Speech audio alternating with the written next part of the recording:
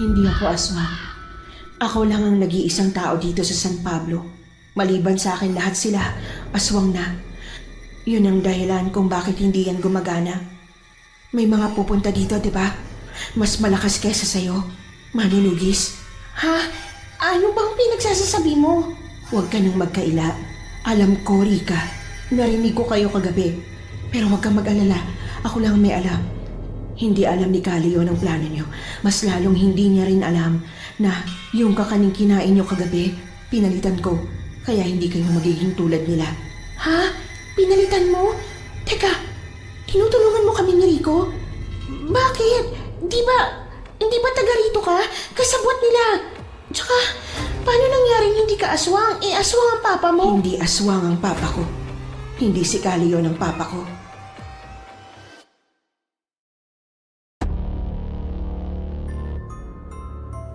Ano ang handa mong gawin para makamit ang pag-ibig? Kaya mo bang sirain ang isang matagal ng pagkakaibigan kung ang kapalit naman nun ay ang makasama mo na ang iyong matagal ng minamahal? Ganyan po ang tema ng ating kwento ngayon. Pero bago ang lahat, kung bago ka pa lang dito sa channel, please like, subscribe, and hit the notification bell para updated kayo sa bawat kwentong ilalabas.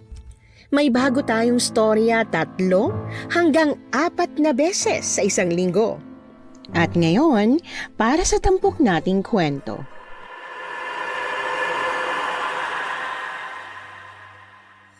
Salamat sa GPS at kung ano-ano pang teknolohiya, imposible nang maligaw. Gaano man kalayo ang pupuntahan mo. Kahit first time mo sa lugar na yon, siguradong mararating at mararating mo ang destinasyon mo. Tuwing ginagamit namin ng asawa ko ang mga GPS na yan, Miss Anne, naaalala ko yung taon na aksidente naming nadiskubre ang baryo ng San Pablo. Hindi po sa San Pablo, Laguna na alam natin ngayon, kundi sa San Pablo, na kilalang baryo na pugad ng aswang. Rico? Rico! Ano? Bakit? Rico ka ng Rico, wala ka naman sinasabi. Ano ba yun? Kung di naman importante, mamaya na lang ha. Nawawala yung focus ko rito sa map eh. Ay, wow! Shhh! Ikang! Katahimikan! Kailangan ko yun para maintindihan tong mapa. Kung ayaw mong abutin tayo ng putukan sa kalsada o sa baryo hindi tayo pamilyar, okay? Shhh!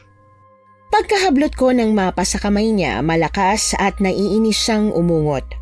Ramdam ko ang nanlilisik na tinging pinupukol niya sa akin pero hindi ko yun pinansin.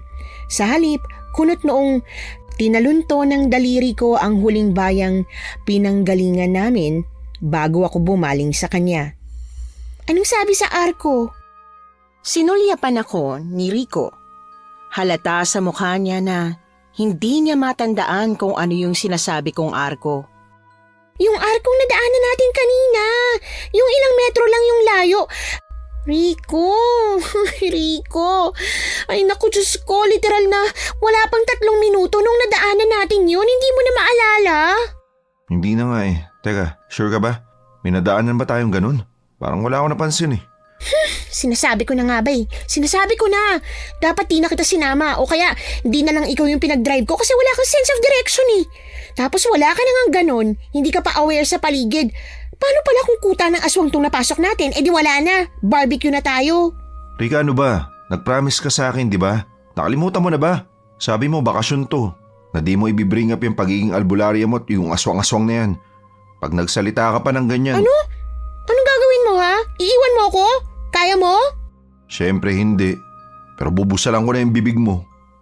Naiiling kong tinawanan si Rico bago ako bumaba ng sasakyan niya para hanapin ang arko na alam kong ilang metro lang ang layo mula sa pinaghintuan namin. Ilang saglit pa, sumisigaw na hinabol na ako ni Rico. Childhood friend ko si Rico. Hindi lang basta childhood friend na nakilala ko nung grade school o nung kindergarten, kundi super childhood friend ko. Biro nga ng iba, masyado raw sigurong pasaway ang duo namin sa langit, kaya sabay kaming binaba ng Diyos sa lupa. Gaya namin, best friends din ang mama at papa namin. Bukod doon, pareho kaming pinanganak ng December 31, 1976. Kaya lahat ng life experience ko, life experience niya rin. Ganoon kami kadikit. Akala ko noon pag malaki na kami at mas may isip na, magkakalayo na kami at magsisimulang maghanap ng ibang kaibigan. Pero hindi yon nangyari. Sa pagtanda namin, lalo lang kaming naging malapit sa isa't isa. Umabot na nga sa puntong may kasunduan na kami na sa pagtungtong namin ng 30 at parehas pa kaming single, kami na lang ang magpapakasal. Kami na lang ang magpapamilya. Ha? Anong ha? Ba't ha? Anong meron? Tingnan mo tong arko. Basahin mo. Maligayang pagdating sa San Pablo. Maligayang pagdating daw sa San Pablo. Yun ang sabi. Bakit? Ano meron? Dapat ba hindi tayo rito? Bakit? Nasa kabilang direksyon ba tayo? Mali ba ako ng basa ng mapa? Hindi, tama ka. Tama ka dapat eh. Tama ka ng nilikuan eh. Ang hindi ko lang maintindihan, kung paano San Pablo nakalagay dyan sa arko, dapat nasa Bagbag na tayo, Baryo Bagbag. Ha? Kulo mong kausap, nahihilo utak ko. Slow naman, nakakainis to. Nakakainit ang ulo. Ika, tingnan mo tong map. Diba, dyan tayo galing. Sunod na pinanggalingan natin, Baryo Bagbag. Kung pagbabasihan natin tong mapa, dapat nasa Baryo Bagbag tayo, hindi rito. Hindi sa San Pablo. Tsaka, wala namang San Pablo dito sa mapa eh. Walang nakalagay na may madadaanan tayong San Pablo. Basta parang bigla na lang sumulpot ang baryong to. Paano naman mangyayari yun? Ano? Bigla na lang nag-spawn to? Magically? Baka outdated lang yung mapang yan. Tas tong lugar na to parte lang talaga ng Baryo Bagbag dati. Pero nagkaroon ng kung anong pangyayari. Humiwala yung mga taga rito at nagdesisyon sila na ayaw na nila maging taga Baryo Bagbag. Nagtayo sila ng sarili nilang lugar, baryo kung ano, tas pinangalanan nilang San Pablo. Tingin mo? Feeling ko, sa pagkakaalam ko, madalas naman nangyayari yung ganyan eh. Yan ka na naman ha, may iniisip ka na naman di maganda at normal ha. Ha? Ikang, alam kong very passionate ka sa pagiging albularya mo pero maniwala ka sa akin. Hindi lahat ng kakaibang happenings paranormal yung paliwanag. Hindi parating gawa ng aswang o kung anong nilalang yung ganitong bagay-bagay. Paano ka nakakasiguro? Rico, may kutob ako na. Na pinaglalaroan tayo ng engkanto. Na lugar nila to. Rika naman, yung usapan, may usapan tayo na hindi ka naman nanakot, di ba? Hindi naman kita tinatakot. Pero natatakot ako sa mga pinagsasabi mo eh. Naninindig yung balahibo ko. Tignan mo. Oo na, hindi na. Alam mo, feeling ko hindi genuine friendship yung meron tayo. Trauma bond to. Trauma bonded ako sa'yo. Kasi bata pa lang tayo, kung ano-ano nang nakikita mong di ko nakikita. Palagi ako natatakot sa'yo. Isang araw, bigla na lang ako atakihin sa puso at babalikan kita para hinga ng hustisya. Teka, may papalapit. Babae. Sasabi ko lang eh. Hinawakan ko ang pisngi niya at pinihit sa paharap sa direksyon ng maganda at pagkahinhin-hinhin na babaeng may dalang basket ng iba't ibang gulay. Close mo yung mouth mo, nakakahiya yung paglalaway mo. Paglalaway ka dyan? Hindi no. Wala naman. Pero teka, tao ba yan? Babaeng normal? 100%? Hindi engkanto? Ilang segundo kong pinakatitigan ng friendly na mukha ng babaeng sawari ko'y kaedaran ko lang. Kung hindi pa ako mahinang siniko ni Rico, hindi ko pa mamamalayan na nasa harap na namin yung babae at kinakausap na pala kami. Hello, naliligaw ba kayo? Kailangan nyo ng tulong? Oo parang naliligaw nga kami. Sa San Antonio dapat yung punta namin. Pero nalito kami kasi dapat nasa Bagbag na kami. Pero biglang sabi rin sa arko, nasa San Pablo na raw kami. Base sa mapa, wala namang San Pablo. Miss, taga rito ka ba? Mapapaliwanag mo ba kung ano nangyayari? Hindi kayo naliligaw. Hindi? Oo, hindi. Dire-diretsuhin nyo lang tong kalsada. Pagkatapos ng kulang-kulang 1 oras, makikita nyo na yung panibagong arko. Yun na yung Baryo Bagbag na hinahanap ninyo. Ganun ba? O sige, salamat Walang anuman. Ingat kayo sa biyahe Ay, teka, sigurado ba kayong wala na kayong ibang kailangan? Gasolina, tubig, pagkain? Mas liblib kasi ang Bagbag kaysa sa San Pablo. Walang nabibila ng gasolina doon. Pag kailangan nyo ng tubig, may mga tindahan nga ron pero hindi kayo pagbibila ng mga taga ron. Ay, bakit naman hindi? They keep to themselves, ganun. Ayaw nila ng dayo. Parang gano'n na nga. Hindi namin alam kung bakit pero maiilap talaga yung mga taga ron. Maiilap? Paano maiilap? Ba't sila naging mailap? Ang totoo niyan, hindi ko rin alam. Nakalakihan ko na yung ganun talaga ang ugali ng mga taga-Bagbag. Ay, para hindi kayo malito. Itong San Pablo, parte talaga to ng baryo Bagbag dati. Parang buntot to ng baryo. Pero dahil masyado ngang mahigpit yung mga taga ron sa batas nila na bawal magtagal ang outsider at ang pwede lang gawin dumaan sa kalsada kasi syempre hindi naman nila yun pwedeng ipagdamot. Nilaban ni Kali yun na magkaroon kami ng sarili at maliit na territory kung saan pwede namin gawin ang gusto namin, gaya ng pagtulong o pakikipag-usap sa mga tulad yung dayo. Kung gaya pa rin ng dati na sako pa rin kami ng Bagbag, naku, malamang nalatigo ng likod ko. Grabe naman pala yung mga taga-Bagbag, no? Para sila mga racist. Curious tuloy ako kung ba't sila praning.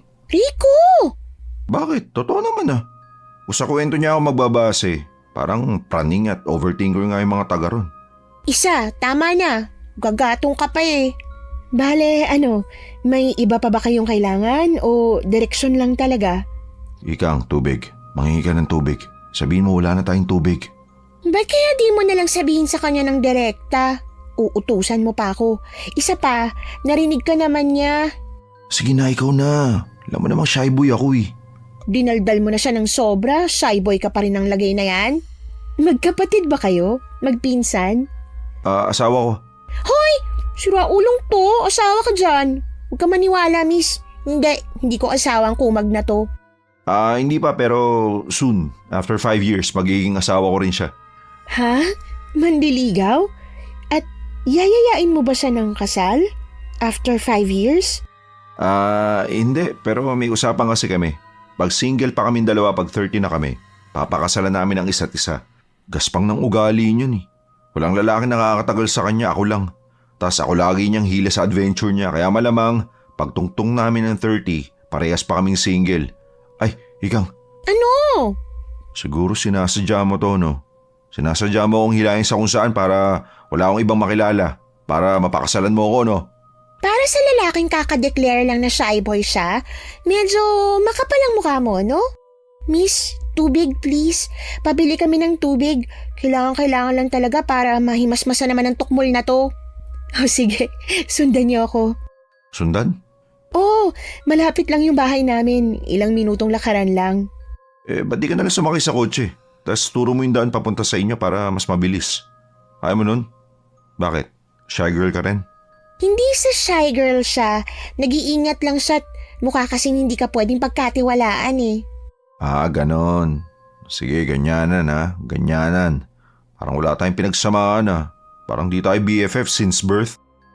Bago lumakad yung dalagang papunta sa kanila, nagpakilala pa siya sa amin. Gemma raw ang pangalan niya. At bagay na bagay yon sa itsura at pagiging pino niya. Sa unang tingin, mabilis na mahihinuha ng kahit na sino na payak at simple lang ang pamumuhay sa lugar ni na Gemma. Parehas ang itsura at laki ng mga kabahayan na parabang sinadya ng mga taga ron na dapat walang mas nakakaangat sa kanila at pantay lang sila. Walang mayaman, walang mahirap. Lahat ng tao'y may sapat lang na yaman para makapamuhay ng komportable. Sandali lang lalagyan ko lang to. Ito lang ba talaga ang paglalagyan nyo ng tubig? Oo, yan lang yung lagayan namin Sige, dyan muna kayo Saglit na saglit lang. Hiko, parang sarap tumira dito, no? Parang, napakapayapa nila. Tapos lahat mukhang mababait. Yung mga bata rin, sobrang disiplinado at magagalang. Sa ganitong lugar masayang magpalaki ng anak I do, Rika. I do. Ha? I do ka dyan? Anong I do? Ba't ka nag-I do? Hindi ka ba nagpo-propose? Alam mo, ewan ko sa'yo. Bumunot ako ng 200 sa wallet.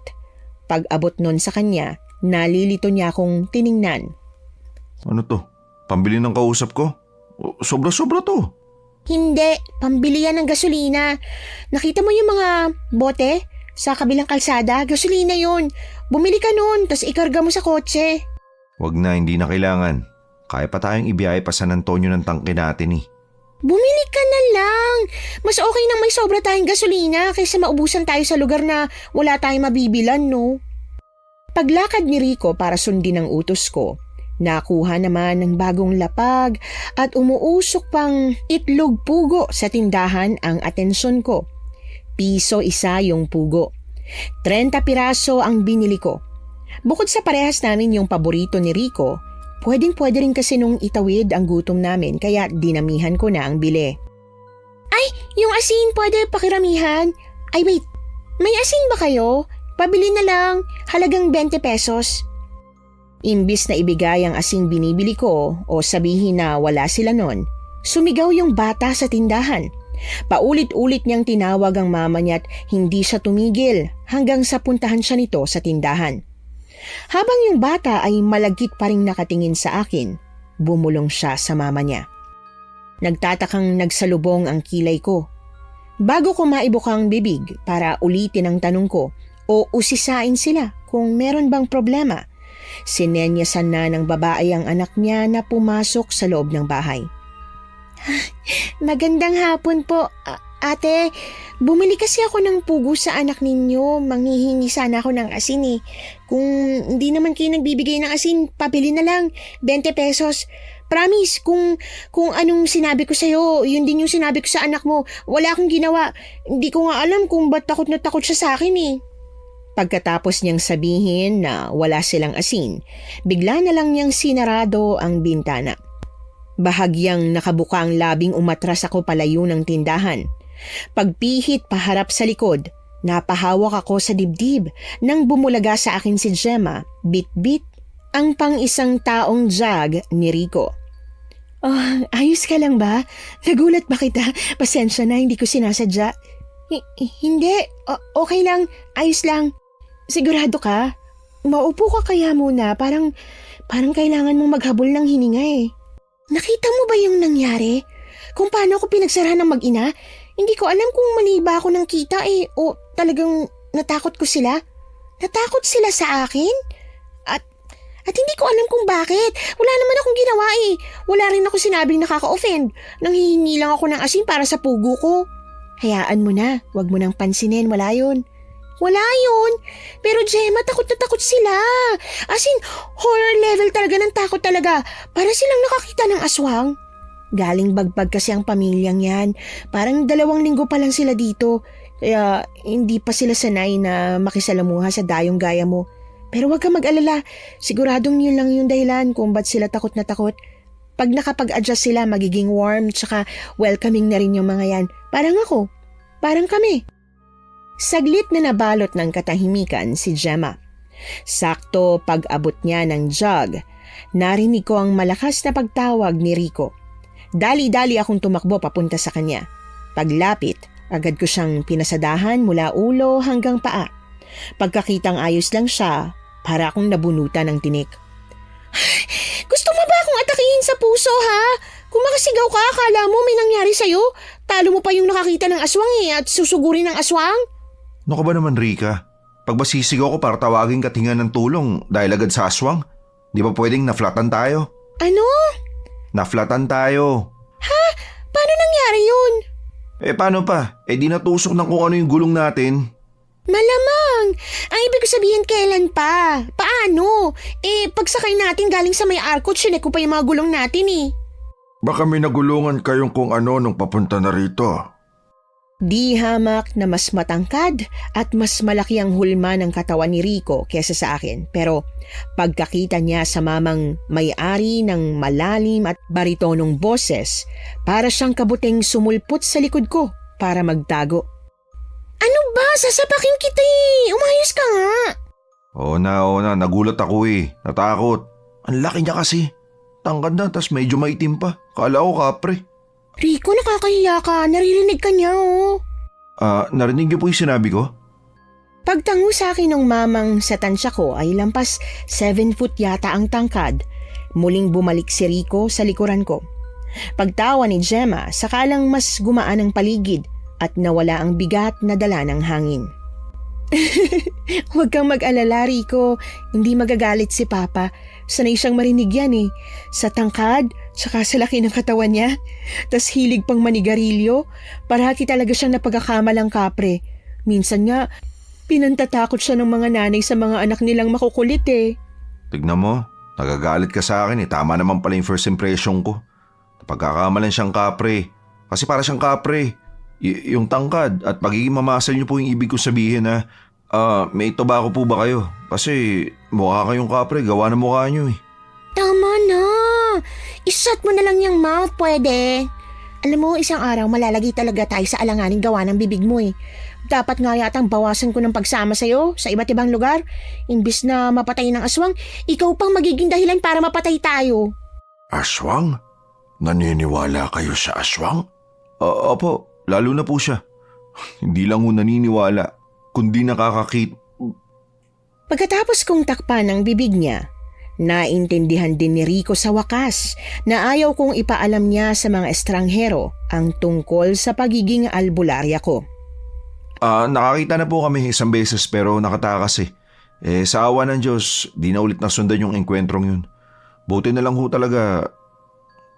Teka, may aswang po ba rito? Wala. Kung nababanggit ang aswang dito, para lang matakot ang mga bata na wag nang lumabas sa gabi. Buti naman. Tong sasakyan nyo, anong plano nyo rito? Di nyo naman to pwedeng ibiyahe ng ganito. Yun nga po eh. May alam mo ba kayong vulcanizing shop na malapit? Meron dito isa. Yun, buti na lang. Pwede niyo po bang ituro sa amin? Merong isa. Kaso biglang namatay sa TV si Dado kaya nagsara.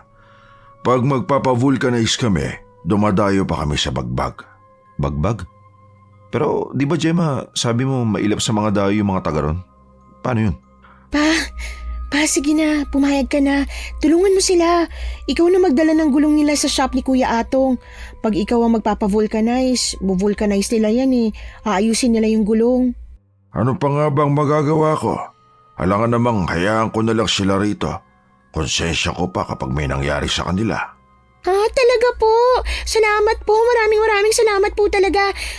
Magkano po kayang aabutin na ng pagpapavulcanize? Kasya ho ba yung 100? Ay, eto po. 250. Dalhin nyo na lang po lahat. Thank you po talaga. Gemma, Po, pa. ikaw ang bahalang magpaliwanag sa kanila, ha? Pagkasabi no ni Caleon, tinalikuran na niya kami. Naguguluhang sinundan ko siya ng tingin hanggang sa makapasok siya sa bahay nila bago ko binalik ang tingin ko kay Gemma. Kukuha ba siya ng tools para kalasin yung gulong? Meron naman kami dun sa sasakyan. Tas itong si Rico marunong din. Rika, ano kasi, maayos naman talaga yung gulong nyo. Mapapavulcanize naman talaga yan. Pero kasi, bukas pa. Ha? Bukas pa? Ba't bukas pa? Maaga pa naman, di ba? Pa-5 pa lang oh. Oo nga, pero yung mga taga-bagbag kasi hanggang alas 5 lang sila. Pagkagat ng alas 6, hindi na sila lumalabas ng bahay. Kahit anong pakiusap o kahit gaano ka pa kalakas sa kanila, talagang hindi mo sila mapapakiusapan. Alanganin na yung oras. Kaya bukas na kayo maaasikaso ni Papa. Pero huwag kayong mag-alala. Maaga namang nagigising si Papa eh. Sure ako na aasikasuhin niya agad yung pagtulong sa inyo. Ay, ganun ba? O sige. O sige? Anong o sige? Paano sige? Paano tayo? Saan tayo magpapalipas ng oras ha? Na magdamag? Ano sa gilid nitong kalsada? Rika naman, kundi aswang ang papapak sa atin dito, sigurado ako lamok yung gagawa nun. May kubo kaming pinauupahan. Medyo malayo-layo siya ng konti sa hilera ng mga kabahayan pero ayos na ayos yun. May mga pangunahing gamit din kaya siguradong magiging komportable kayo doon. Pwedeng doon kayo magpalipas ng gabi. Gusto nyo? Talaga? O sige, doon na lang kami. Magkano ba isang gabi? Hindi na. Ayos na. Hindi nyo na kailangan magbayad. Isang gabi lang naman eh. Tsaka ako na lang kayo sisingilin pag bumalik kayo dito para tumira kasi nagustuhan yung lugar namin. O sige, pagkasal at mag-asawa na kami ni Rika, babalik kami rito. Dito kami magpapamilya at mag-aanak ng 100. Yak! Itigil mo nga! Hoy, Makaya ka? Parang hindi ko yung nag-propose ng deal na pagpareho pa rin tayong single eh. Meron pang 5 years bago tayo mag-30, no? Maraming pwedeng mangyari sa loob ng 5 taon. Kaya hanggat hindi pa tayo 30, wag mo nga binibring up yun. Alam nyo, ang cute niyong dalawa. Bagay kayo. Hindi ako magugulat sakaling kayo talaga magkatuluyan. At saka, Rika, pati pangalan niyo magkatunog. Coincidence din ba yon? Hindi. Sinadya ng parents namin na ganito pangalan namin kasi magka-birthday nga kami. Ganun pala. Nakakatuwa naman. Gemma? Yung kubong sinasabi mo, nasaan? Pwede na ba nating puntahan? Oo naman, mga 10 minutong lakaran lang yun eh. Ano, dali na ba natin yung mga gamit ninyo para diretsyo na at hindi na natin kailangang magpabalik-balik? Pagpayag namin sa suhestyon ni Gemma, dali-dali nang binuksan ni Rico ang trunk ng kotse niya. Pagkuha ni Rico sa backpack niya, nasagi niya ang tote bag ko at tumapon ang mga gamit ko sa pag-aalbularya. Namimilog ang matang bumaling sa amin si Gemma. Sa reaksyon niya, parang gusto niyang tumakbo palayo sa amin, pero sa takot, nabato na lang siya sa kinatatayuan niya. Buntot pagi ba yan? Tas yung mga nasa botelya, ano yan? Teka, ano ba talaga kayong dalawa? Mga manunugis? Manunugis? Ano yun? Manunugis? Hunter? Hunter? Hunter ng ano? Hindi mo ba alam kung anong manunugis o hunter? Ibig sabihin, hindi ka ganon. Hindi kayo ganon? Hindi! Ngayon ko nga lang narinig ang salitang yan eh. Kung hindi, ba't may mga ganyan ka? Panlaban yan, diba? Yan! Naku, nilagay lang yan ni Lola. Alam niya kasing dadaan kami sa lugar na hindi kami pamilyar eh, na hindi namin alam kung anong meron. In case lang tong mga to. In case? In case na may makasagupa kaming aswang. Mapamahiin kasi ang lola ko. Tas kung ano-anong pinaniniwalaan. Hindi naman ako naniniwala sa ganun pero dinala ko na lang yung mga pinapadala niya para hindi magtampo at matapos na. Ay gusto mo ba? Sandamakmak kasi yung mga pangontra niyang langis eh. Pwede kang kumuha kung gusto mo. Nako, hindi na. Okay na ako. Wala namang aswang dito. Kinuha ko yung bag na punong-puno ng mga pangontra at panlaban sa aswang. Nilapit ko yun ng kaunti sa kanya. Bagaman wala siyang sinabing kahit na ano, halata sa mukha niya na ayaw niyang madikit sa bag ko. Tara na, dadaling ko na kayo sa bahay. Pagkatapos ng lampas 10 minutong paglalakad, narating namin ang kubong tutuluyan namin noong gabing yon. Pagtapak sa loob, agad kong napansin ang may kalakihang siwang sa pagitan ng mga kawayang ginamit sa sahig at pati na rin sa dingding ng kubo. Bago pa mapansin ni Gemma na masyado kong kinikilatis ang tutuluyan namin, bumaling na ako sa ibang parte ng bahay. Nasa labas ng bahay yung CR, yung maliit na pintong nadaanan natin pagpasok kanina, yun. Safe naman sa lugar namin, kaya kahit lumabas kayo ng alanganing oras, walang mangyayari sa inyo, promise. May lutuan at may mga gamit sa kusina, pero dahil wala pa kayong lulutuin at wala na rin naman kayong mabibilhan ng pwede niyong lutuin, sasabihan ko na lang si Papa na damihan yung luto niya sa hapunan. Okay na ba kayo? Kung oo, iiwan ko na muna kayo para makapagpahinga. Tapos, babalikan ko na lang kayo pagkaluto para makapaghapunan na rin kayo. Ika nga okay ka na? Wala ka nang itatanong sa kanya o gamit na hihingin? Oo, okay na. Okay na to. Gemma, okay na raw. O siya, iiwan ko na kayo ha. Atid na kita, pero hanggang sa gate lang ha. Kung gusto mo, hatid kita hanggang sa bukana. Tapos ihatid mo rin ako pabalik pagkatapos kitang ihatid.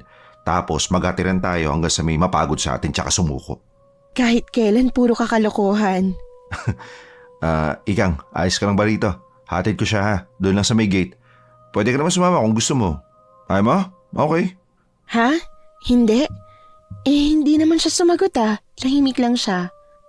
Kaya nga, kilala ko yan eh. Silence means no yan. Silence means no? Di ba silence means yes yun?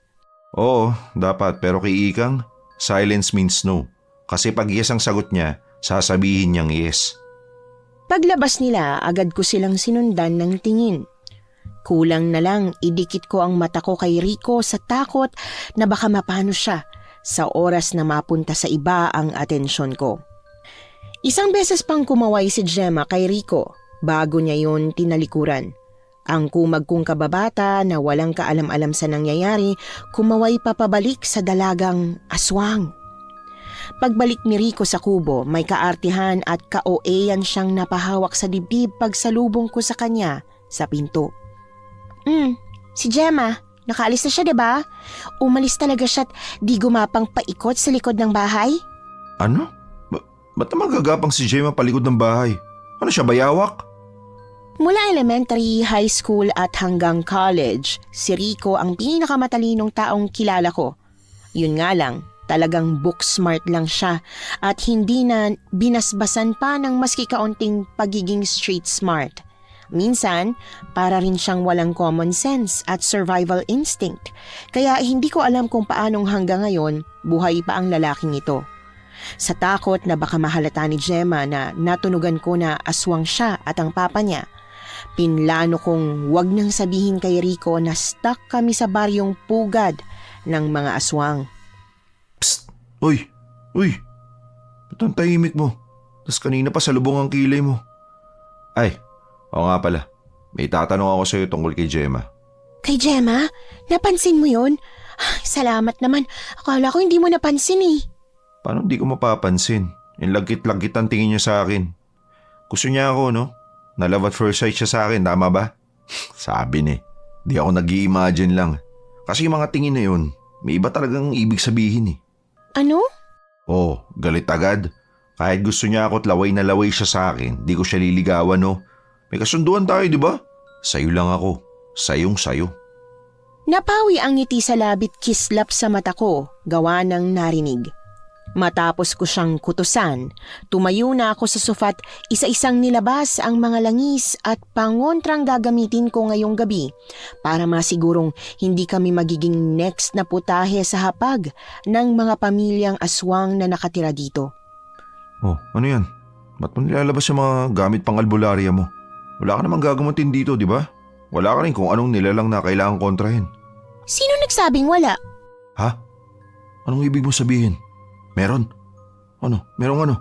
Meron kang kailangang gamutin o meron kang kailangang kontrahin? Parehas. Ha? May kailangan akong gamutin at may kailangan akong kontrahin. Sino tano naman? Yung gagamutin ko, ikaw. Bubuksan ko yung bungungot lalangisan, tas yung kailangan kong kontrahin. Ano? Paulit-ulit ka naman eh. Pagpatong ng huling botelya ng langis sa mesa, dali-dali kong hinila si Rico palayo sa pinto't bintana at pabulong ko siyang kinausap. Ha? Ano?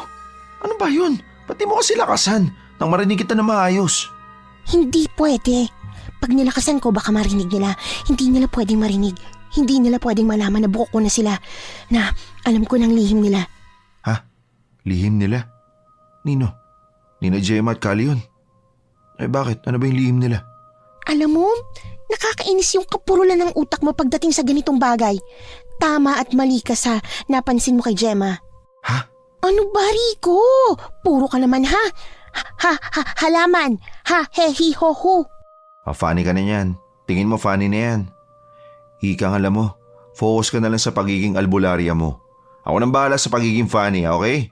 Yung humor kasi hindi yan pinipilit. Natural yan. Natural na skill. Natural na binibigay ni Lord. Inborn kumbaga. Tsaka ba't ka ba nagagalit kung di kita maintindihan? Sa hindi nga kita magets kasi kung magsalita ka, parang malaking fill in the blank. Ano ba kasi yun? Ano bang concern mo sa paglalaway sa akin ni Gemma? Ay, alam ko na. Nagseselos ka, no? Ayaw mo na pinaglalawayan ako ng ibang babae, no? Gusto mo ikaw lang? O sige. Ay, dahil malakas ka sa akin, bukas sa bukas, kakausapin ko si Gemma. Sasabihin kong no salivating. Rica's property. Ewan ko sa'yo. Bahala ka na nga sa buhay mo. Ito naman. Kahit kailan napipikon. Sige na, makikinig na ako ng mabuti. Ano ba kasi yun? Ano bang meron kay Gemma? Aswang siya. Aswang silang mag-ama. Rico, may kutob ako na ang buong baryong to, pugad ng aswang. Ha? Ano?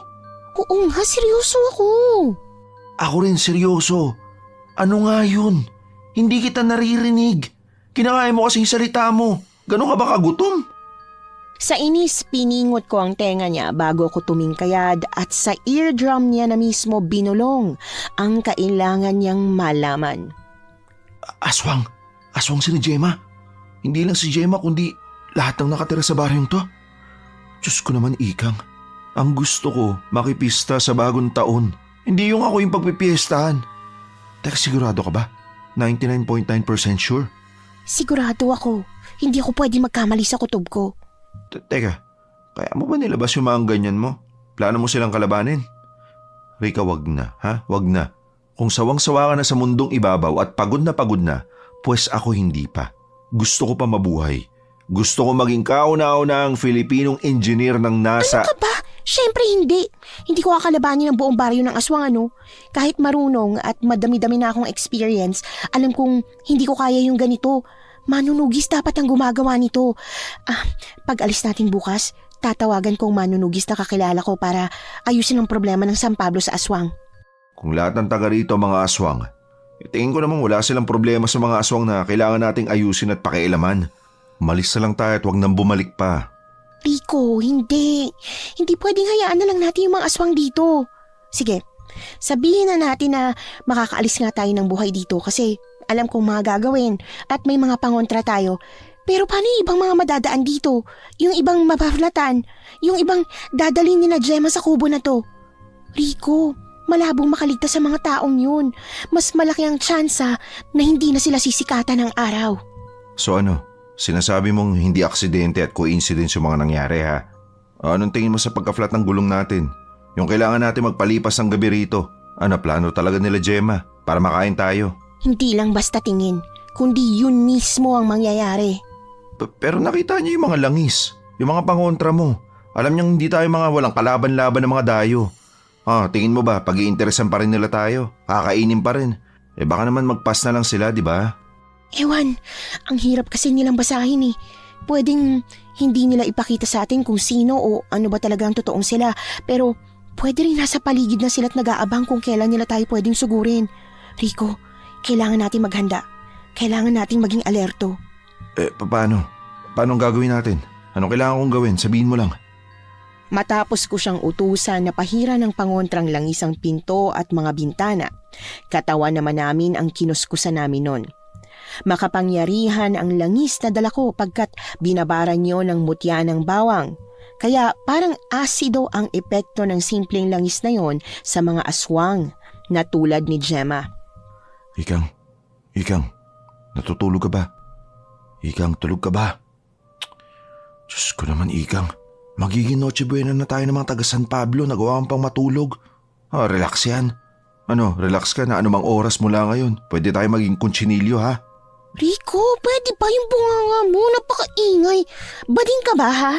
Nakapikit lang ako pero hindi ako tulog. Gising na gising ako no. Gusto ko lang pumikit para makapag-relax naman ako kahit papano. Pagmulat ko ng mata, huli na. Nakabalik na si Rico sa dati niyang pwesto.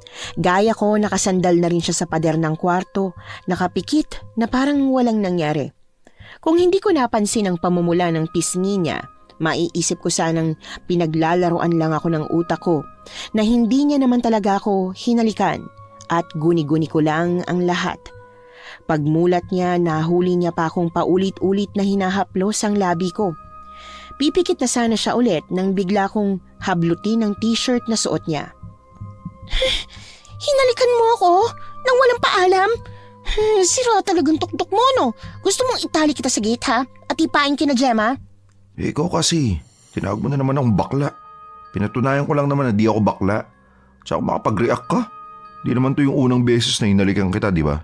Isa pa, may deal tayo.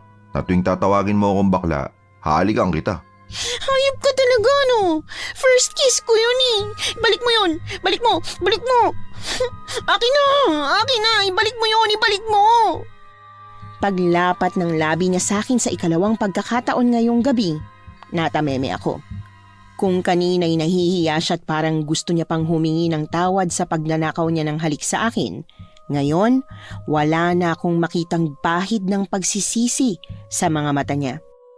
O yan na, binalik ko na. Okay na, tapos ka na. Di ka na ba magagalit? Tsaka ano ngayong gabi yung first kiss mo? Hindi no, matagal ka na may first kiss. Hinalikan kita nung high school tayo, di ba? Kasi tinawag mo rin akong bakla. Hindi counted yun. Eh yung ngayong gabi, counted ba? Yung paghalik niya sa akin nung gabing yon, oo, counted yon. Wala naman akong planong itanggi kay Rico na para sa akin mas seryoso at mas may ibig sabihin ng halik na yon.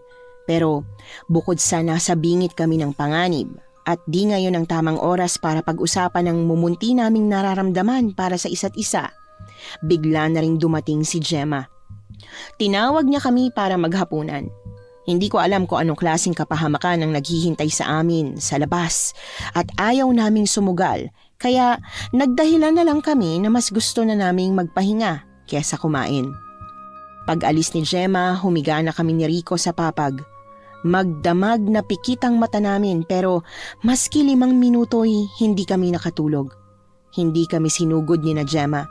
Wala silang ginawang kahit na ano. Pero ramdam namin na sandamakmak na aswang ang nakapaligid sa kubong tinuluyan namin noong gabing yon. Pagpatak ng 7:00 ng umaga, kinatok at ginising na kami ni Gemma. Ayos na raw yung sasakyan namin.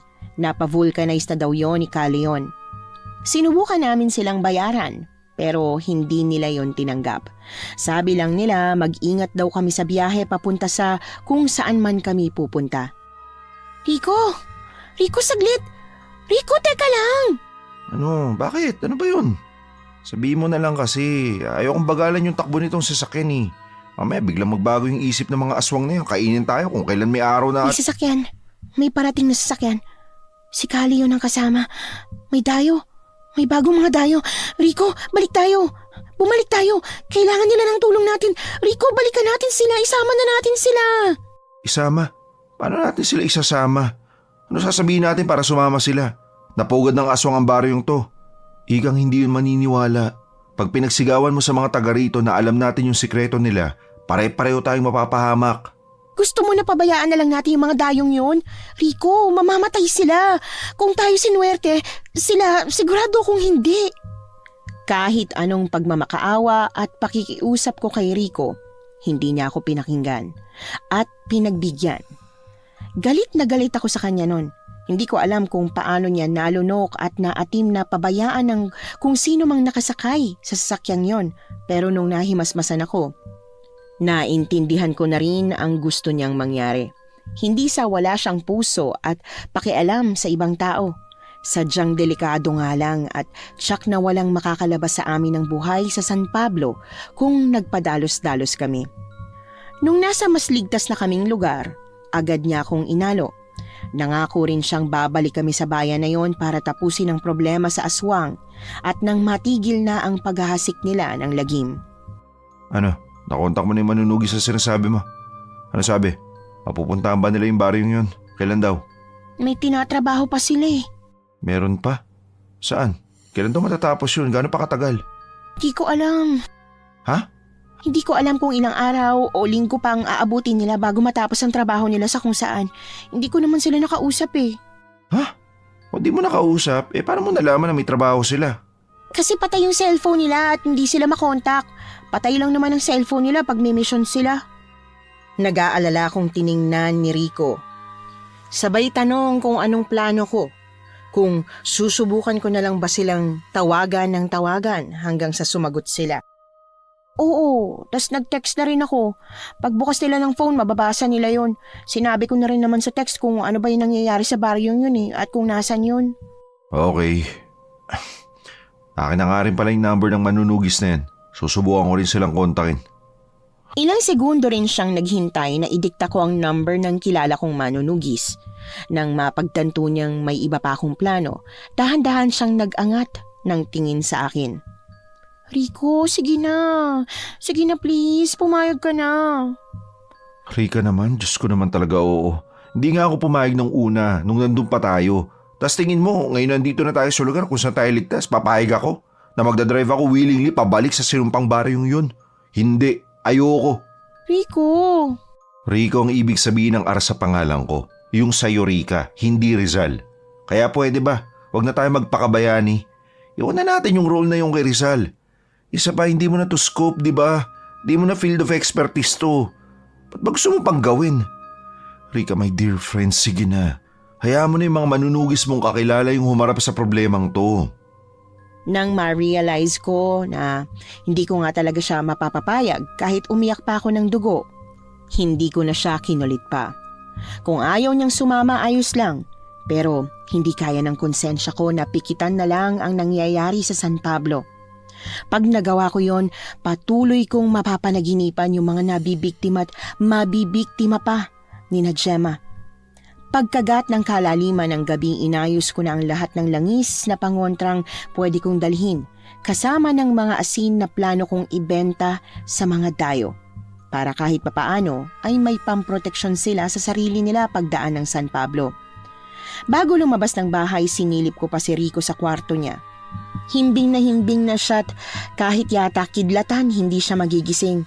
Kaya laking gulat ko nang biglang may humablot sa akin nung papalabas na ako sa gate. Ano ba? Nakakagulat ka naman eh. Gusto mo ba akong atakihin sa puso? Anong gagawin mo? Ano yung nasa likod mo? Anong laman yung bag? Wala ka na roon. Rika, hindi. Anong hindi? Babalik ka ng San Pablo, di ba? Kakalabanin mo si Gemma. Susubukan mong iligtas lahat ng pwede mong iligtas, tama? Rika, nasiksiraan ka na ba talaga, ha? Hindi pwede. Ayoko. Hindi ako payag. Ay, sino ka dyan? Sino ka po? Kahit lumuha ka pa ng dugo hindi pa rin kita susundin, no? Wala kang karapatang pagbawalan ako. Eh, di bigyan mo ako ng karapatan. Pakasalan mo ako. Pakasalan mo na ako. Total, dun din naman yung punta natin. Gawin na natin ngayon. Sira bang tuktok ko, ha? Ba't naman ako magpapakasal sa'yo? Ba't kita bibigyan ng karapatan na pagbawalan akong gawin ang gusto kong gawin? Rico, makinig ka, ha? Pinagbigyan kita na hayaan na yung mga dayo sa San Pablo kasi hindi lang naman buhay kong malalagay sa panganib pag nagpadalos-dalos ako, pati yung sayo. Pero ngayon ligtas ka na, karapatan kong magdesisyon at masunod. Sige na, pakasalan mo na ako. Imbis na makipagtalo at makipagdiskusyon sa lalaking parang sirang plaka na ayaw akong seryosohin, malalim akong bumuntong hininga at pilit na nagpumiglas sa kanya. Binitiwan ako ni Rico. Nakakailang hakbang pa lang ako na habol na niya ako. Bigla siyang lumuhod sa harap ko at naglabas ng singsing. Lalo akong nairita. Nang hilahin ko ang tenga niya, sinangga niya ang kamay ko. Sa bilis ng pangyayari, namalayan ko na lang na naisuot niya na sa daliri ko yung singsing. Kung seryoso ka sa gusto mong gawin, ako rin seryoso. Gusto kitang pakasalan. Kung gusto mo makabalik ng San Pablo para tulungan yung mga dayong madaraan doon, kailangan mo akong pakasalan. Ano? Yun lang yung paraan para di nila tayo pagdudahan. Ano? Ng pusa naman, oh. Nakakainis talaga pag puro ano lang yung sinasabi sa'yo ng kausap mo, no? Sorry. Pero hindi ko kasi talaga gets ang plano mo eh. Naalala mo yung sinabi natin kay Gemma na parang masayang magsimula ng pamilya at mamuhay sa bayan nila. Naniwala siya ron, di ba? Tas di niya rin naman alam na albularya ka. Ang alam niya lang, may mga kapangyarihan kang langis na pwedeng panlaban sa kanila. Kaya ang naisip ko na pag bumalik tayo ron, magsimula kunwari tayo ng pamilya natin. Hindi nila tayo pagdududahan. Patutuloy nila tayo at magagawa mo kung anong gusto mong gawin. Yun yung dahilan kung ba't pilit mo kung inaalok na pakasalan ka? Oo. Babalik ka ng San Pablo? Sasama ka sa akin? Kahit takot na takot ka sa aswang? Eh ba't naman hindi? Ikang, yung takot ko sa aswang, dewende, engkanto, kung ano pa mang lamang lupa yan, kaya kong lunukin. Pero yung pabayaan ka na ikaw lang sa ganong kadelikadong lugar? Hindi, no? Sanggang dikit tayo.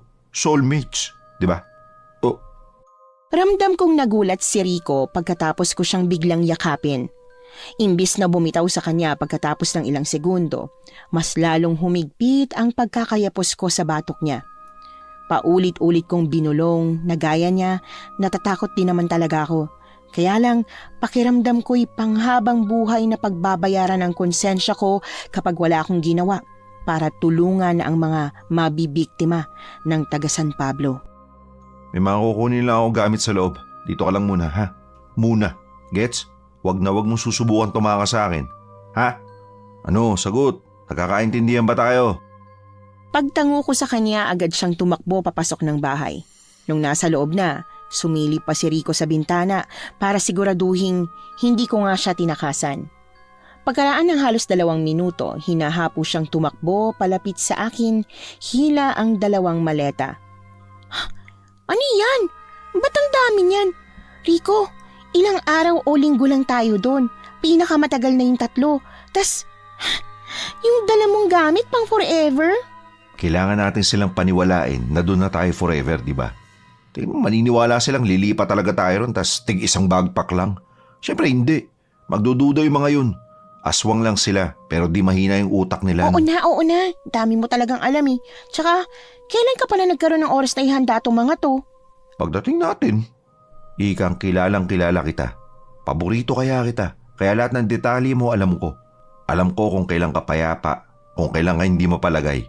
Bago mo pa maisip na tumakas para bumalik doon, naisip ko nang gawin yun. Eh, ang backpack mo, anong laman yan? Asin. Mga 10 kilong asin. Maglalako ako ng asin. Sa baro yung puro aswang ang nakatira? Eh di wala ka na benta. Alam kong wala akong mabibenta, pero sa ganong paraan, malalaman ko kung sino-sino ba talaga ang aswang sa San Pablo. Mamaya kasi may mga tao din naman doon. Tao sa baryo ng aswang. Tatapang naman nila, para silang alamat. Hindi ko na pinansin ang huli niyang sinabi. Dumiretso na ako sa sasakyan niya at kinarga ang mga gamit namin. Para makumpirma kung talaga bang style ni na Gemma ang kunwaring pagtulong sa dayong napapadpad doon, sinadya namin ni Rico na mas lumang sasakyan ng papa niya ang gamitin pabalik ng San Pablo at hindi nga kami nagkamali. Excuse me, naliligaw ba kayo? Kailangan nyo ng tulong? Kahit na tubig o gasolina. Sa sunod na bayan kasi pagkatapos nitong sa amin wala na kayong mabibilhan ng tubig o kahit gas. Tsaka hindi nila kayo pagbebentahan. Maiilap kasi yung mga tagabagbag sa dayo. Tinted ang bintana ng sasakyan ng papa ni Rico, kaya kahit kitang-kita namin si Gemma, hindi niya kami aninag. Pagbaba ko ng bintana, bumalatay sa mukha niya ang gulat pagkakita sa amin. Agad akong bumaba ng kotse na para bang miss na miss ko siya. Pagyakap sa kanya, bumaling ako kay Rico na kabababa lang din. Mahal, Sino magsasabi? Ikaw o ako? Magsasabi ng ano? Anong meron? Anong ginagawa niyo rito? Ha? Ba't parang hindi ka masaya na nandito kami ulit? Akala ko ba sabi mo, pwede ka naming dalawin anytime. Hindi. Hindi naman sa hindi ako masaya na makita kayo. Nagulat lang ako kasi wala pang 1 linggo nung nakaalis kayo dito. Tsaka, anong tinawag mo sa kanya? Mahal? Kayo na ni Rico? Oo, salamat sa tulong ng San Pablo at lahat ng nakatira dito. Ma-realize namin na hindi na namin kailangan maghintay na mag-30 kami.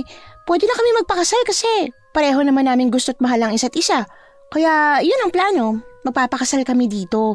Titira dito at magkakapamilya dito. Yung kubong tinuluyan namin noong nakaraang linggo, meron na bang umuupa doon? Kasi kung wala pa, ayos lang ba na sa amin na lang yun? Rerentahan namin. Doon namin gusto. Sandali! Tarantang sunod-sunod na napalunok si Gemma at mariing napapikit matapos niyang aksidenteng mapakita ang pagiging agresibo niya. Pagmulat ng mata niya, malamlam na yon at ang boses niya'y punong-puno na naman ng lambing. Sorry, hindi ko sinasadya. Ang bilis-bilis mo kasi magsalita eh. Hindi kita maintindihan. Gusto niyong makasal ni Rico dito? At lumipat. Dito namin gusto magkapamilya. Pwede naman, di ba? Wala yung kaso sa inyo. Tsaka lahat naman, welcome rito, di ba? Oo, lahat welcome dito. Pero bilang kapitan, kailangan nyo pa rin magpaalam kay Papa. Kailangan pagbotohan ng mga taga rito ang paglipat nyo. Kung walang tututol, edi ayos. Makakalipat kayo at magiging magkababaryo na tayo. Baka pwede mo naman kaming ilakad sa papa mo. Sige na, Gemma. Ikaw na makiusap para sa amin, please. Please. Ayaw mo ba nun? Magiging magkapit-bahay na tayo. Tapos pag nagkaanak na kami ni Rico, ikaw yung kukunin naming ninang. Ang saya-saya nun, di ba? Susubukan kong kausapin si Papa tungkol sa pagtira nyo dito pero wala akong mapapangako Talaga? Salamat. Thank you. Thank you talaga. Gaya nung una naming pagtatagpo, Hindi pa rin siya sumakay sa sasakyan ni Rico at pinili niyang maglakad papunta sa bahay nila. Pagkakita sa itim na SUV, agad kaming nagkatitigan ni Rico. Nang makita ang sticker ng 3 batang stickman, 2 stickman na mga magulang at isang aso sa likod ng SUV, nanlumo ako. Pamilya ang pinakabago nilang biktima. Pinangunahan ako ng galit. Gusto kong abutin ng bagkot pagsasabuyan ng asin sina Gemma. Pero pinigilan ako ni Rico. Ikang yung plano. Alalahanin mo yung plano at biniling sa'yo na manunugis. Di ba sabi niya huwag kang gagawa ng kahit na anong ikapapahamak natin, di ba? Na kailangan lang nating manahimik at makisalamuha sa mga taga rito at iligtas ang pwedeng iligtas. Na ilang araw lang naman nandito na rin sila. Pero nahuli tayo. Pumalpak tayo, Rico. Hindi tayo pumalpak. Nahuli tayo ng dating, oo. May bago silang nabiktima. Pero sila na yung pinakahuli. Sisiguraduhin natin na wala nang susunod sa pamilyang yun, ha? Rika. Oo. Mangako ka sa akin. Mangako kang hindi ka magpapadalos-dalos. Hindi pwedeng mabulilyaso yung pinagagawa sa atin ng kaibigan mong manunugis, okay? Ano, nakikinig ka ba? Hindi tayo pwedeng pumalpak. Kasi pag pumalpak tayo, mas marami pa yung mabibiktima ng mga taga San Pablo. Naintindihan mo ba? Naintindihan ko. Rika, Oo. yung mukha mo. Huwag mong pahalatakin na Gemma na asiwat ang didiri ka sa kanila, ha? Oo nga, hindi nga. Default facial expression kaya yung gamit ko. Bahagyang pinihit ni Rico ang rearview mirror sa gawi ko, sabay tanong kung yun daw ba ang default facial expression ko. Hindi na ako nakipagmatigasan at nagdahilan. Inayos ko na ang hilatsya ng mukha ko at nung tingin kong tulad na yun ang dati, saka ako lumabas ng sasakyan. Sa bahay muna kayo. May dayo na naman kasing nasiraan ng sasakyan kahapon eh. Makina yung diferensya. Sila yung umuko pa ng kubo. Aalis na rin sila ngayong tanghali kasi okay na yung sasakyan nila. Pero lilinisan ko na muna yung kubo bago nyo matuluyan May yun. sumpa bang kalsada sa baryo nyo? Ha? Sumpa? Oo, sumpa. Lagi kasing may nasisira ang dayo eh. Sa sobrang dalas, nagmumukhang modus yung nangyayari. Modus? Joke yun. Nagjo-joke lang siya. Pangit lang yung pagkaka-deliver niya kasi di naman talaga funny yung taong to eh. Pero joke lang yun. Paghawak ni Rico sa kamay ko, mahina niya yung pinisil. Umisang hakbang si Gemma papunta sa kanila. Pagharap niya sa amin pagkatapos noon, agad na nakipagngitian si Rico sa kanya. Ikang nangako ka. Yung mukha mo ayusin mo. Isipin mo na lang na nasa school theater pa rin tayo tuma-acting. Please lang ha, galing-galingan mo sa pag-acting. Huwag mo tayo papahamak kasi ayoko pang mamatay. Gusto ko pa na magkaroon tayo ng mini-me at mini-mo. Puro kakalokohan. Kalokohan ka dyan. Hindi no, seryoso ako. Gusto ko magkaroon tayo ng mini-me at mini-mo. Rico, ano ba? Seryoso nga ako, seryoso talaga. Paano kita paniniwalaan eh? Hindi ka pa nga nagko-confess sa akin. Pakakasalan na kita at bibigyan ng anak. Pati ba sa pagko-confess ako pa rin? Di ba pwedeng ikaw na yan? Di ba pwedeng sagot mo na yan? Gusto mo rin naman ako, di ba? I mean, hindi lang ako. Parehas nating gusto ang isa't isa. Hindi naman tayo naglalaro. Nagtataguan ba tayo? Bago makasagot, binalikan na kami ni Gemma sa labas ng bahay nila at naistorbo. Gusto ko na rin siya. Pero saka ko na yun aaminin.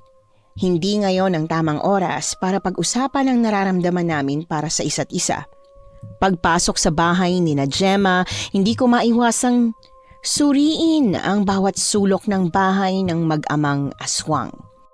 Bukod sa kakaibang lansa na sa tingin ko'y kinasanayan na nila, ay napukaw din ng maliit nilang altar ang buong atensyon ko. Imbis na santo, bungo ng kung anong hayop ang nakalagay doon kasama ng ilang pirasong itim na kandila. Lalapitan ko na sana yon para mas makita nang bigla akong hinarang ni Gemma. Altar ni Papa yan. Hindi pwedeng lapitan. Ayaw niya eh. Sorry. Sa lahat ng gamit dito sa bahay, yan ang pinaka-off limits. Gusto man kitang pasilipin, hindi talaga pwede. Parehas tayong malilintikan eh. Okay lang. Naintindihan ko. Ano pala yun? Yung nasa altar ng papa mo. Bungo yun, di ba? Bungo ng ano? Ano pang reliyon nyo? Mahirap ipaliwanag eh. Basta iba, hindi ko rin alam kung ano sasabihin ko. Mas okay kung si Papa na lang ang magpapaliwanag sa'yo. Magpapaliwanag ng ano? Teka, di ba sila yung nabutasan ng gulong nung nakaraang linggo? Anong ginagawa nila rito? Hinila ni Gemma ang papa niya papasok ng kwarto. Rinig namin ni Rico ang pagbubulungan nila pero hindi namin maintindihan kung tungkol saan ba yon. Paglabas ni Gemma ng kwarto, agad kaming umakto na parang hindi namin pinakikinggan kung ano ang nangyayari sa loob. Gemma, ano? Anong sabi ng papa mo? Pwede ba kami rito? Payag ba siyang lumipat kami ng San Pablo? Oo daw, pero sa isang kondisyon. Kondisyon? Anong kondisyon? Kailangan yung magpabinyag at umanib sa relihiyon namin. Yung Panginoon namin sa altar na nakita ni Rika kanina, kailangan nyo yung tanggapin bilang Panginoon ninyo. Ha? Lahat kasi kami rito, tulad ng kay Papang relihiyon. Ayaw ni Papa na may ibang sinasamba yung mga nakatira dito eh. Yun lang naman ang kondisyon niya. Pag pumayag kayong magpabinyag, mamaya. Kasi saktong bilog at buwang buwan. Bukas na bukas din, parte na kayo ng komunidad ng San Pablo. Kung hindi kayo payag, kailangan nyo nang umalis. Pag pumayag kami magpabinyag para mapabilang sa relihiyon nyo, ano bang gagawin sa amin? Paano yung binyag na sinasabi mo? Pagkamot pa lang ni Gemma sa ulo niya, alam ko na agad na ang ibig sabihin nun ay hindi niya pwedeng sabihin sa amin ang mismong proseso. Ang tanging paraan lang para malaman kung anong mangyayari sa binyagan ay kung papayag kaming mabinyagan. Sabi ni na Asvo, sila raw ang bahalang magtamat umayos ng kung anumang mangyayari sakaling mapasubo kami. May tiwala ako sa kanya at sa pamilya niyang puro manunugis, kaya kahit takot akong mabinyagan at maging parte ng kung anong relihiyon ni Nakaleon, pikit mata at pigil hininga kaming pumayag ni Rico. Akala ko'y susugatan kami sa kamay, itatali o di kaya'y paiinumin ng kung ano. Pero ang tanging ginawa lang ni Kaleon para mabinyagan kami ni Rico ay ilublob kami sa tagot mahiwagang batis sa likod ng kawayanan. Pagkatapos noon, may pinakain silang itim na kakanin. Hindi namin kinwestiyon kung ano yon, basta't sinubot, pikit mata namin yung nginuya. Pagkaubos, nagsigawan at nagdiwang ang lahat ng taga San Pablo.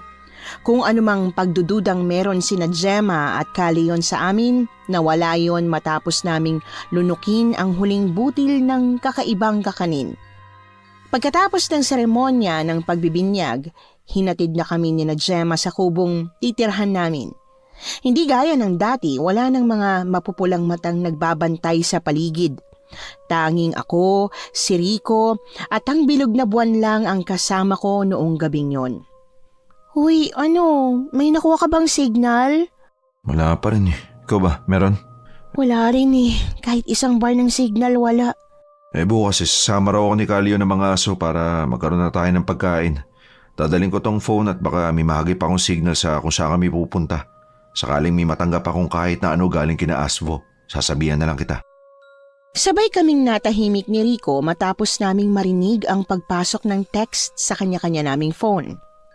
Pagkakitang kay Asvo galing ang message, muli kaming nagkatinginan bago namin yon binasa.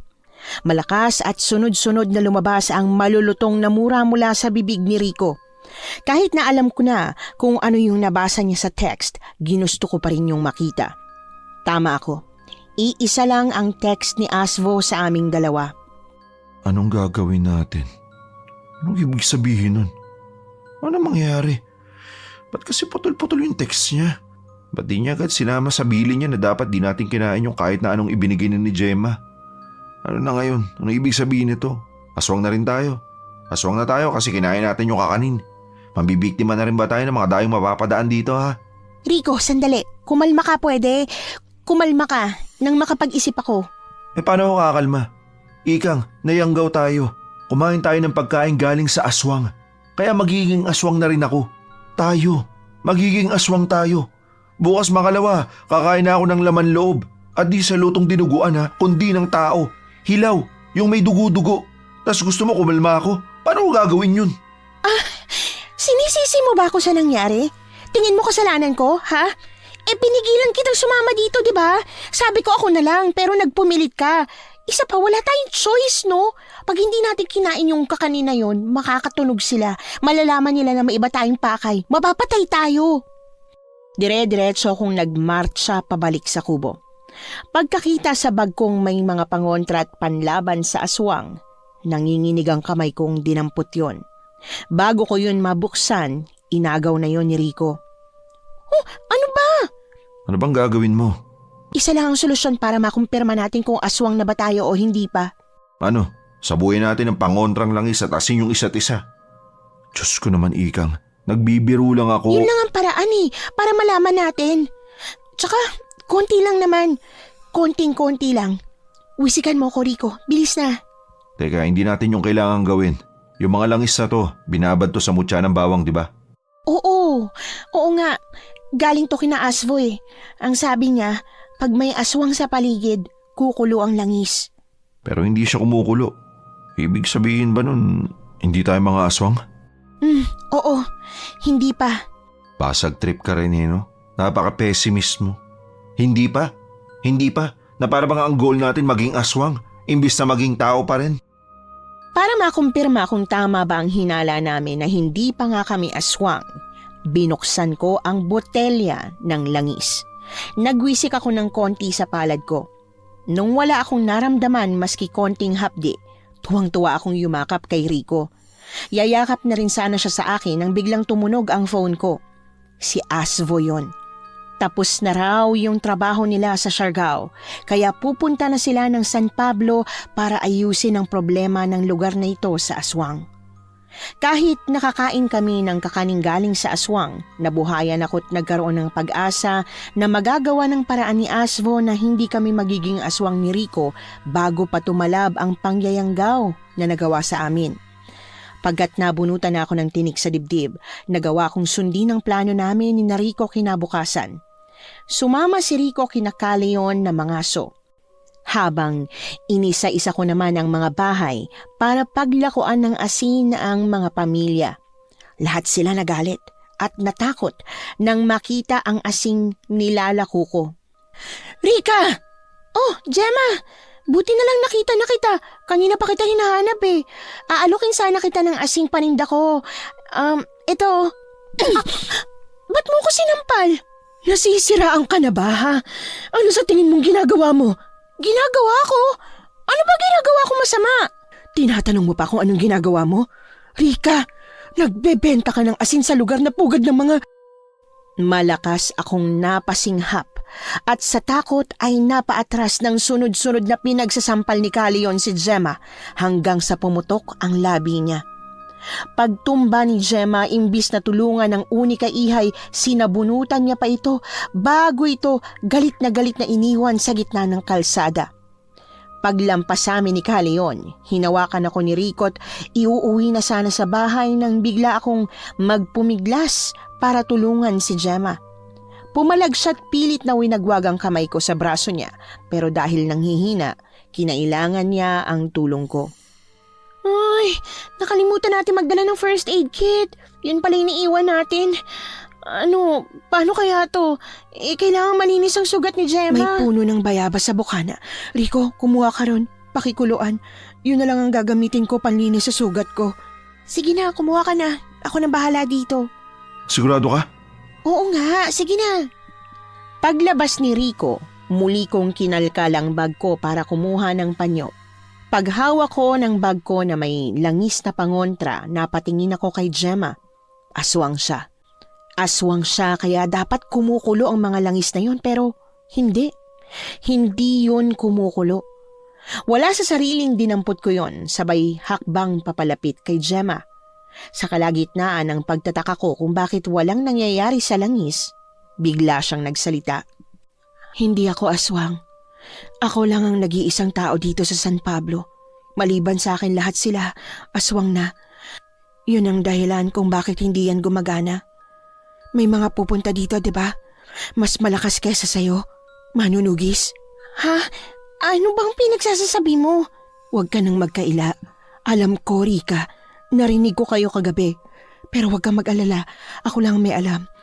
Hindi alam ni Kali yon ang plano niyo. Mas lalong hindi niya rin alam na yung kakaning kinain niyo kagabi, pinalitan ko. Kaya hindi kayo magiging tulad nila. Ha? Pinalitan mo? Teka, tinutulungan mo kami ni Rico? Bakit? Hindi ba taga rito ka? Kasabwat nila. Tsaka, paano nangyaring hindi ka aswang? Aswang ang papa mo. Hindi aswang ang papa ko. Hindi si Kali yon ang papa ko. Ha? Hindi siya? Teka, huwag mong sabihin na tulad ka rin ng ibang mga nabibiktima ng mga taga San Pablo. Dayo ka rin? Gaya niyo, napadaan lang din kami sa bayan na to. Ang akala namin tulad lang to ng ibang baryo na nadaanan namin, pero biglang sumabog ang gulong namin. Kung anong nangyari sa inyo nung unang beses na napunta kayo dito, ganon din ang nangyari sa amin, ng kapatid ko. Ang pinagkaiba lang, hindi nakaligtas ang kapatid ko. Dito sa kubong to kami pinatuloy. Pagkatapos namin maghapunan, nakatulog agad kami sa pagod. Nagising na lang ako na napatay ang ate ko. Patay na siya. Kinain siya ng mga aswang. Ikaw, paano ka nakaligtas? Paanong hindi ka nila pinatay at kinain? Kamukhang kamukha ko ang anak ni Kalion. Sobrang kamukha ko. Naniniwala siya na ako yung anak niya, na binalik ako ng Panginoon niya. Gaya ng sabi ko sa iyo noon, lahat ng gusto ko, ginagawa ni Kalion kasi nga... Kamukha mo yung anak niya? Pero kung pinakatatangi ka niya, gawa ng pinapaalala mo sa kanyang anak niya, paano kanya nagawang saktan kanina? Tingin mo ba nagdududa na siya? Hindi dapat. Kung hindi ka nagbahay-bahay para magbenta ng asin sa mga aswang ng San Pablo, hindi niya matutunugan na hindi kayo ordinaryong dayo. Hindi na dapat kayo pagdududahan, lalo na't nabinyagan na kayo at akala niya magiging kauri niya sa susunod na kabilugan ng buwan. Pero dahil sa ginawa mo... Alam niya na naparito kami para lupigin sila. Sunod-sunod na tumango sa akin si Gemma. Kumabog sa takot ang dibdib ko. Pinilit kong ikalma ang sarili ko, pero parati akong napupunot na lulunod sa takot. Nung hindi ko na alam kung anong gagawin, napangunahan na ako ng pagpapadalos-dalos. Muli akong lumapit kay Gemma. Tinanong ko kung may natitira pa bang buhay sa pamilyang may-ari ng SUV na nakita namin. Pero wala na raw. Lahat daw ng taong yon nakain na ng mga aswang. Niyaya ko siyang tumakas, umalis ng San Pablo, pero humindi siya. Gustuhin niya man, alam niyang matutunton at matutunton din siya ni Kalion. Bukod sa mahahanap siya ay hindi na rin daw kami makakalagpas sa lupain ng San Pablo dahil malamang sa malamang ay may mga aswang nang naghihintay sa amin sa arko at boundary ng San Pablo at Bagbag. Yung manunugis mong kaibigan, sino nga yun? Ano ang pangalan nun? Asbo? Kailan sila darating? Mamayang gabi kaya? Tingin mo darating sila mamaya? Maliligtas kaya nila tayo? Rika, buhay pang mga magulang ko. Siguradong hinihintay nila ako makauwi. Siguradong hanggang ngayon hinahanap pa rin nila ako. Gusto ko nang makauwi sa amin. Gusto ko makabalik sa amin. Pero pag nalaman ni Kali yun ang pinagagagawa ko, na pinagtataksilan ko siya, hindi niya ako mapapatawad. Papatayin niya ako. Kahit kumukha akong anak niya, papatayin niya ako. Hindi tayo mamamatay. Lalaban tayo. Oo, mas marami sila, mas malakas. Pero may mga panlaban din naman tayo eh. Yung mga langis, kayang-kaya sila nito't may asin tayo. Ilang oras na lang kakagat na ulit ang dilim. Habang hinihintay namin na makabalik si Rico, hinanda na namin yung kubo. Binuhusan namin ng pangontrang langis ang palibot ng bahay. Sa dami ng langis na kailangan, naubos namin ang lahat ng baon namin at tanging yung sandamakmak na asin na lang ang natirang pwede naming gamitin bilang dagdag na proteksyon. Mahina akong napamura nang matanaw ko si Rico pabalik kasama si Kalion. Sa takot na baka maamoy ni Kalion ang pangontrang langis bago makapasok si Rico sa bahay, taranta ko siyang pinituhan. Mabuti na lang at alam na alam pa rin ni Rico na SOS ang ibig sabihin ng pagpito ko. Mabilis siyang tumakbo papuntang kubo. Nang mapagtanto ni Kalion kung anong nangyayari, na natunugan na namin ang plano niyang dispatsahin kami ngayong gabi, humabol siya kay Rico. Naabot niya ang paa ni Rico. Habang pilit na nilalabanan ni Rico si Caleon, buong tapang kaming lumabas ni Gemma ng kubo. Hinawakan ko si Rico at buong lakas na hinila papasok sa parte ng bahay na protektado ng langis. Habang si Gemma ay galit at gigil na sinabuyan ng asin si Caleon.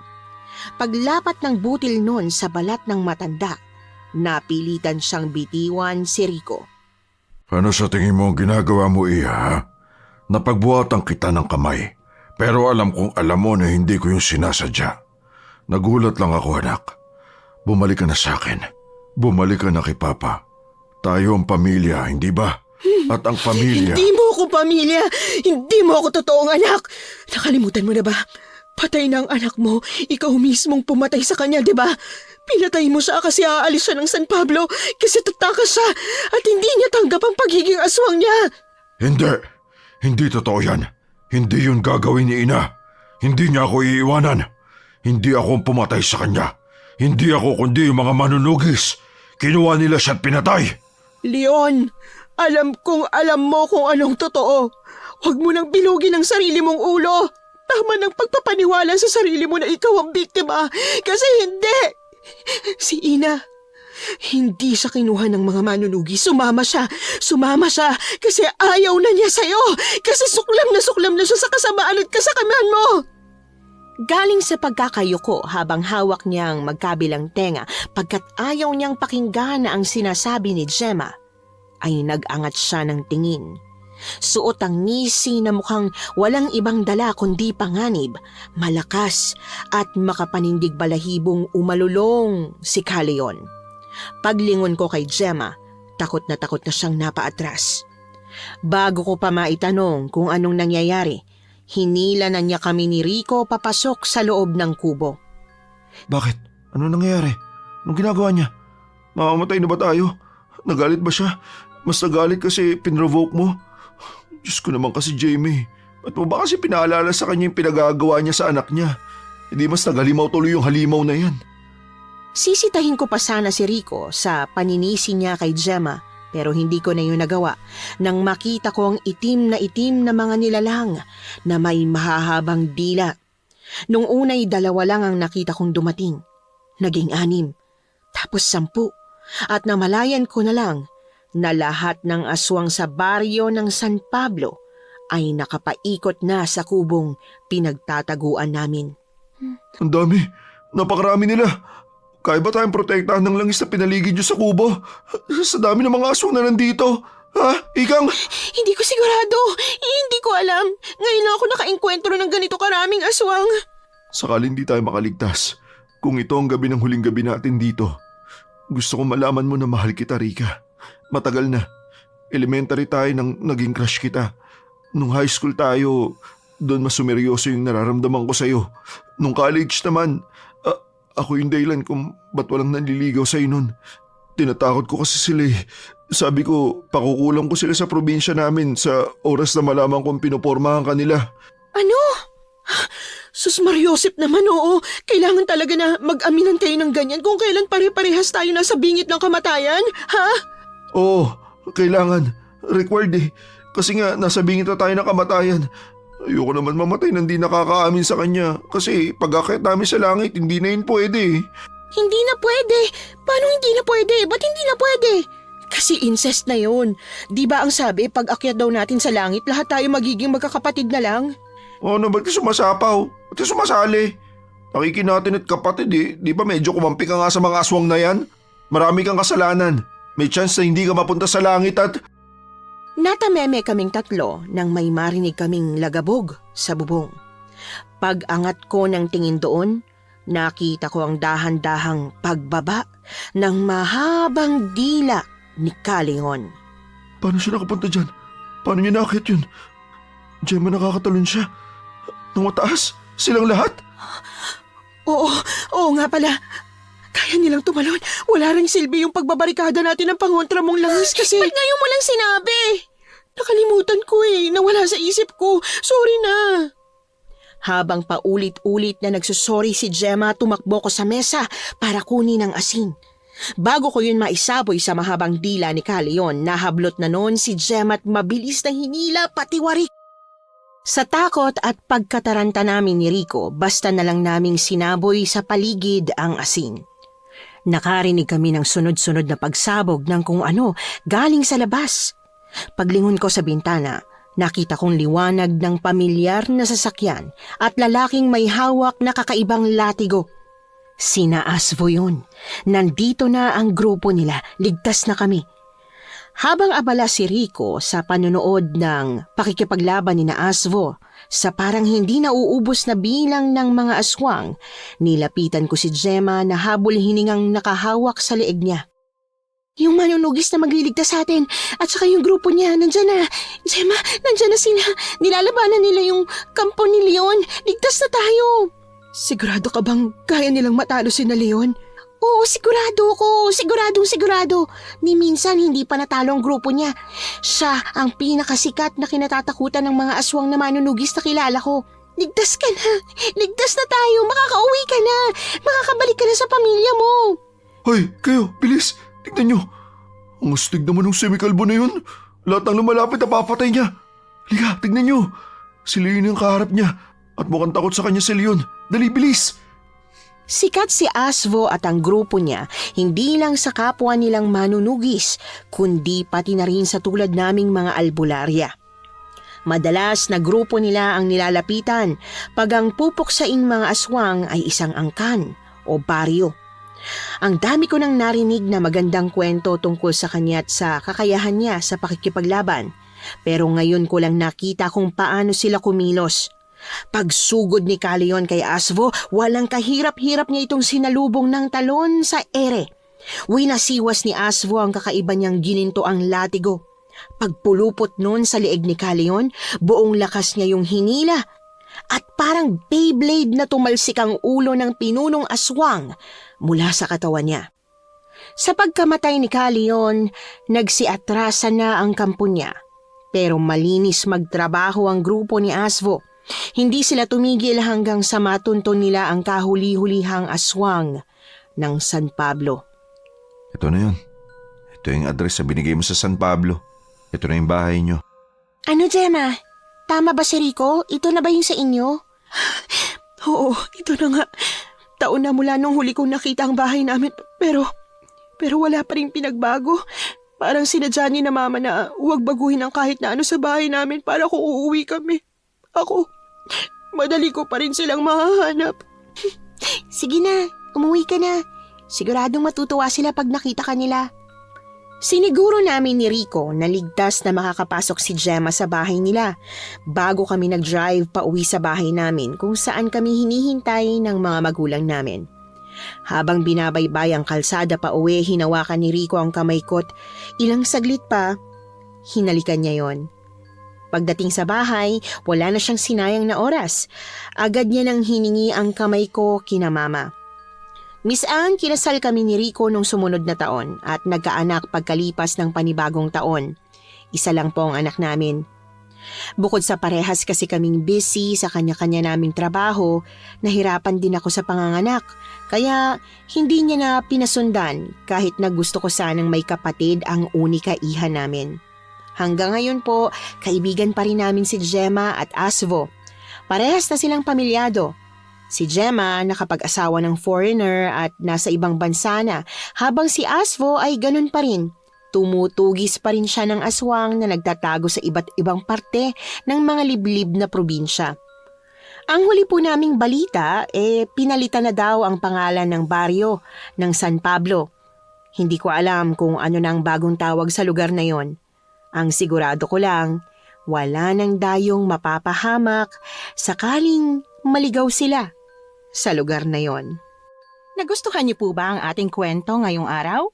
Kung oo ang sagot at hindi mo pa nagagawa, aba, subscribe na! Click the notification bell ha, para updated ka sa tuwing maglalabas kami ng bagong kwento. Click like at mag-iwan na rin ng comment. Masayang-masaya ako tuwing nagbabasa ng messages mula sa inyo. At kung may sarili kayong karanasan na gusto nyong ibahagi sa amin, email lang sa missanhorrorstories@gmail.com. dire-diretso lang, missanhorrorstories@gmail.com. Malay nyo, sa susunod, yung kwento na ninyo ang binabasa namin para sa ating mga tagapakinig. Hanggang dito na lamang muna at muli po, ito po ang inyong si Miss Anne. Nagpapasalamat sa inyong patuloy na pagmamahal at pagsuporta.